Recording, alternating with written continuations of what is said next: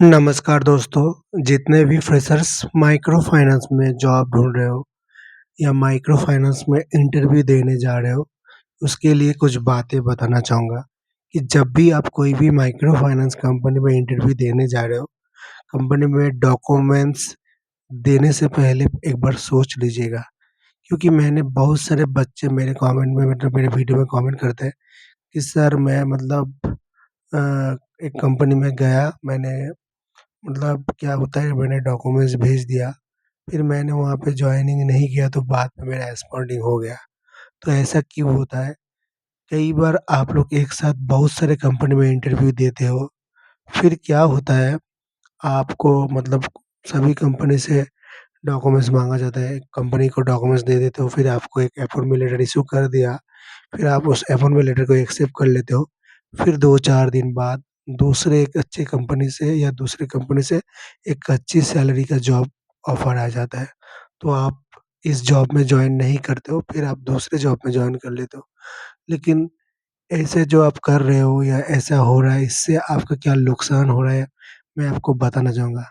देखिए जॉब का ज़रूरत है ठीक है, लेकिन आपका डॉक्यूमेंट्स को सँभालना आपका सबसे बड़ा रिस्पॉन्सिबिलिटी है। अगर खराब हो जाएगा, तो कोई भी कंपनी आपको हायर नहीं करेगा।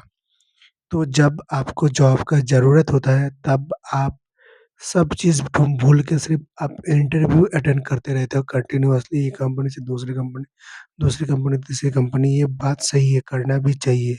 इंटरव्यू देना कोई गलत बात नहीं है। लेकिन जब इंटरव्यू देने के बाद कंपनी से अगर कोई भी कंपनी से ऑफ़र आता है, ऑफ़र आने के बाद कंपनी आपसे डॉक्यूमेंट्स माँगता है ऑनबोर्डिंग प्रोसेस के लिए। तो कोई भी कंपनी अगर आपको ऑनबोर्डिंग कर देता है उनके सिस्टम में और अगर आप अपॉइंटमेंट लेटर आपका जनरेट हो जाता है, अगर आप जॉइन नहीं भी करते हो, तो कम से कम आप 6 महीने के लिए कूलिंग पीरियड में चले जाते हो। तो ये कंपनी मैक्सिमम कंपनी का रूल है। कुछ बैंक्स में तो अगर अपॉइंटमेंट लेटर इश्यू कर दिया तो 1 साल अगर आप उस बैंक में जॉइन नहीं भी करेंगे, तो 1 साल उस बैंक में अप्लाई नहीं कर पाएँगे। कुछ कंपनी ने तो मतलब ऐसा रूल्स बना दिया कि अगर अपॉइंटमेंट लेटर इश्यू कर दिया, आप जॉइन नहीं करते हो, तो आप फ्यूचर में जाके उस कंपनी में अप्लाई ही नहीं कर पाएँगे। तो बहुत सारी कंपनी अलग-अलग रूल बना रहा है आज के दिन।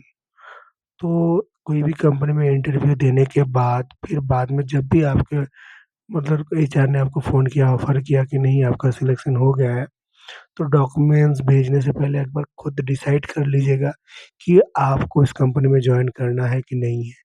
क्योंकि हड़बड़ी में इंटरव्यू देना कोई गलत चीज़ नहीं है, लेकिन जॉइन करने से पहले एक बार जाँच लेना बहुत ही ज़रूरी है। क्योंकि अगर आप हड़बड़ी में जाके जॉइन करते हो और जॉइन करने के बाद नौकरी नहीं कर पाते हो और जॉब छोड़ के चले आते हो, तो बाद में आपका एस्पॉन्ड नहीं होगा।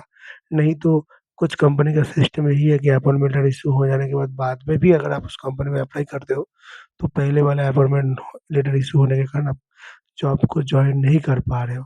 तो जब भी आप कोई भी कंपनी में इंटरव्यू देने जा रहे हो, इंटरव्यू देने के बाद डॉक्यूमेंट्स भेजने से पहले प्लीज़ एक बार सोच समझ के डॉक्यूमेंट्स भेजिएगा। क्योंकि मैं नहीं चाहता कि किसी बच्चे का करियर हड़बड़ी में सिर्फ़ डिसीज़न मेकिंग के कारण आपका बर्बाद हो जाए। तो ये चीज़ आप ध्यान रखिएगा और इसी तरह की इन्फॉर्मेशन के लिए आप प्लीज़ मेरे चैनल को लाइक, सब्सक्राइब, कमेंट करके, फॉलो करके, शेयर करके रख दीजिएगा। धन्यवाद।